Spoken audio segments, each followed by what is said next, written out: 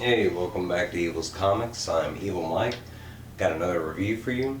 Um, Continuing on in Fear State, we got Batman issue number 114. Again, I'm reading this digitally, but just in case you're not current to what's going on in Fear State, we got a whole bunch of mess, right? Scarecrow's on the loose, and he is spreading his fear all over Gotham. It's a new type of fear type formula. It's more, it's not necessarily, it's chemical mixed with like lights, and it's really messing with like kind of like augmented brain type stuff. Um, but right now, there's a couple things going on. Of course, he has infected Peacekeeper 1, and Peacekeeper 1 is running amok on the city, thinking he is saving people, but literally just running up and killing people. Um, Simon Saint, the mastermind behind everything, is trying to keep everything under wraps, but not doing so well. Batman trying to catch up to Peacemaker 1, trying to, keep Sam Mahoney from doing everything he's doing. And then Simon Saint eventually releases Peacekeeper X to track down and capture or defeat, Peacekeeper 1. So the book, let's get into the who's, why's, what's, where's, of course, written by James Tynion IV, art by Jorge Jimenez, and then we got colorist is Tomeu Mori, and letters is Clayton Cowles. Basically, it starts off with a little short kind of thing with Molly and Queen Ivy. And Queen Ivy walks over to Molly, and she's like fidgeting with some technology and stuff. As she is fidgeting with the technology, Ivy kind of, like ask her, hey, or states, hey, you left, you're not supposed to leave with everything going around. I'm supposed to be keeping you here safe, and plus that, I mean, this is like my land, my decree, what are you doing? And Molly just answers her simply like, I had to go get some kind of technology to fiddle with, or I was going to go, crazy and stuff. And I was already kind of, babysitting Harley, so I'm kind of already going out of my head. So she did sneak out, and she's stealing. She's redoing some like technology, but she's actually making another glider that we've seen her on before. And she also states to Ivy that, I mean, it could be helpful if they had some flying tech to help them get away type thing. There is a conversation between, Ivy and Molly, and Ivy asking Molly why she's so invested, why she wants to save Gotham and this and that, and she kind of explains the other side of the Insanity Collective. We've, a little bit we've already seen, but basically the Insanity Collective is trying to purge this fear, this this feeling of being cast out. Some of the the mirages that society has pulled over, not just one of us, but all of us in many different degrees, right? And that's kind of what the Insanity Collective is about. And after telling Ivy that, Ivy kind of seems a little more sympathetic to Molly's cause and maybe the Insanity Collective. But, Molly does state that, with those things washed away, that they would be stronger type people, and Ivy agrees with her to a degree. But she also, recognize the use of rage and anger and stuff like that, right? And that there are good uses for anger and rage and that kind of thing. Especially when dealing inside, you want to build that fire, you want to have that fighting spirit type of thing. It doesn't have to be a negative, war type situation. After that, it just basically the whole rest of the Batman story is Peacemaker X arriving to where Sam Mahoney is, and him, basically him and the whole magistrate army behind him. Basically that they kind of approach him slowly, and man, some of the sights that they show that Peacekeeper, one is seeing, he's seeing like crazy, because he's affected by the fear, the Scarecrow stuff. We do also see that Scarecrow is very close to where they are, and he's taking, like, somehow he has taken, I mean, we already know he's taken over a lot of the technology in Gotham. but directly the magistrate technology, and he is like hardline into Sam Mahoney's head, talking to him.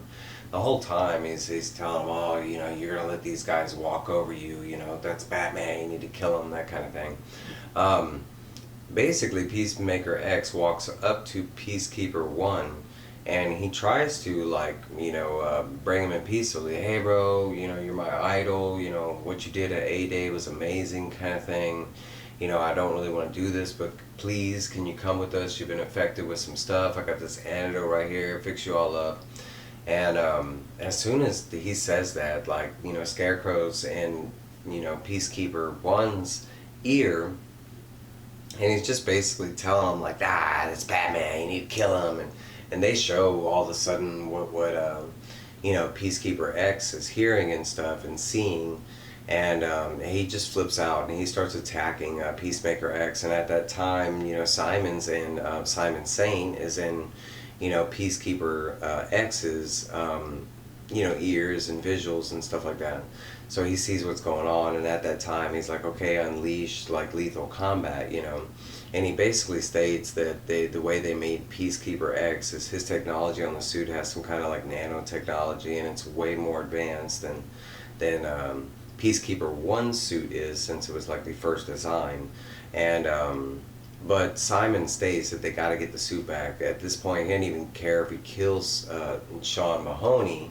He just wants the technology back, and he didn't want it to fall into either Scarecrow or villains or Batman's hands, kind of thing. So at that point, it's just an all-out war between Peacekeeper X and Peacekeeper 1. And for the majority, it looks like just Peacemaker X has the upper hand. But there's like 3 different times where Peacekeeper X, like maybe it's he's young, not knowing battle. I don't know what it is, because his weapons are way better, and it gets to the point where, like, every time he bests Peacekeeper 1 for a little bit, Sean just goes like auxiliary nuts and just bam, and it's a back and forth slugfest. But for every little couple blows that Peacemaker X throws, Peacemaker 1 is just decimating with his blows. And eventually it gets to the point where Simon Saint authorizes extreme, lethal force, and basically he has this like arm cannon, Peacekeeper X, and he tries to get Mahoney, and he does. He blasts a good portion of him, but it's really like the burn off the blast that gets him. And they show how powerful the blast is, and it takes out like a whole Gotham building. I wouldn't say a skyscraper, but a good sized building, like a 10-story building falls, and Batman is nearby, and he's yelling, trying to, he's asking hypothetical questions to Simon, saying like, what have you unleashed, what are you doing, kind of thing.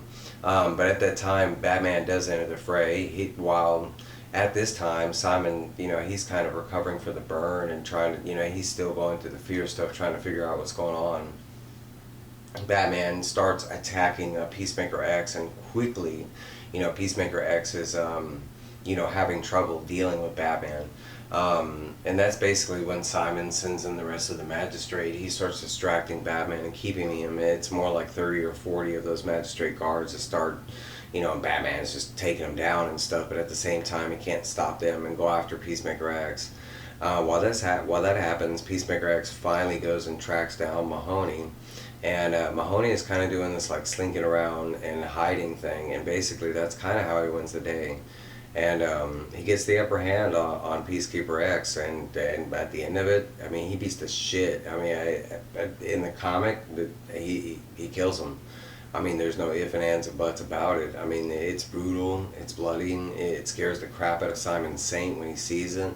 But at that point, it's not really Mahoney, it's a Scarecrow that's in his ear telling him to do these things. But eventually he does win the fight, and he does kill Peacekeeper X.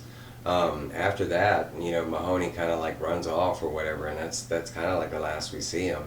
Batman, on the other hand, like he does end up taking out the magistrate forces, and there's more on the way and stuff like that. And Miracle Molly shows up, kind of not really to save Batman, but just, hey, let's get out of here, kind of thing. And as she's giving him the hand to get on the glider and stuff, she's like, "Hey, I figured out what Scarecrow has planning, and it's something major, and we got to get on it right now." And that's where basically that story leaves off of. There is the side story that's been going on, the Clown Hunter side story, and it's basically he got drugged by Scarecrow. Him not knowing Scarecrow, he thought he was like, the way he looked, he thought he was like a joke. Clown Hunter runs up to him and he gets he gets fear injected. These last couple issues from this story, he's just been falling, and when this issue starts, he's still falling. This time, the whole, he's been fighting like jokers and all kind of different things in his dreams, but in real life, we've seen he's just plummeting to his death.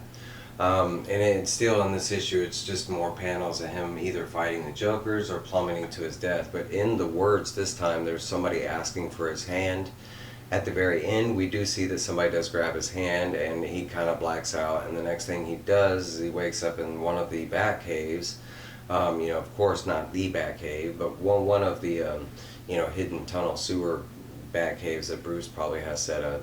But he's saved none other than Red Robin, and I'm assuming, I can't remember, but I think that's Tim Drake. I always get confused because they like to switch around and stuff. But he does end up saving him at the end, and he heals his wounds, tells him that he's like fixed up his bat and stuff like that, and if he'll wait, that he'll be healed up faster than he thinks, kind of thing. As he's leaving, he's mentioning that Red Robin's kind of explaining, Scarecrow, and that he needs to go be dealt with, that there's something crazy going on in Gotham that's not safe, and he needs to go out there and help Batman and everybody else. And Red Robin's like, not Red Robin, Clown Hunter is like, well, you need help? And Red Robin's like, yeah, I could use some help. And the last thing I see is just, eventually them two leaving off to go on their own adventure. It does say that storyline will continue in Batman Urban Legend. I think it was like issue number 8 or 7 or something like that. I can't remember. I have to look it up. But for both stories, that is the issue.